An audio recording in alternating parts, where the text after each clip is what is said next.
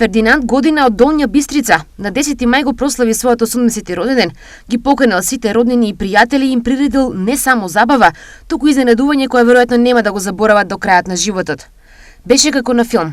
Кога хартиите почнаа да летаат во воздух, прво мислевме дека е хартија или ѓубре. На изненадување на сите, тоа не беше обична хартија, а камоле ѓубре. Тоа беа пари, многу пари.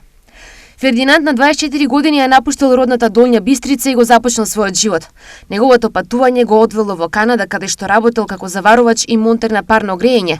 Се пензионирал во 2006 година како мајстор, но Фердинанд се збогатил и преку олеан во недвижнини.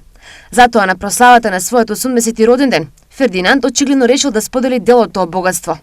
Почнал прилично пристојно, но сакал да ги подели парите на своите блиски роднини, па на крајот почнал да ги фрла во воздух и на другите гости. Вкупно се работи за околу 600.000 евра.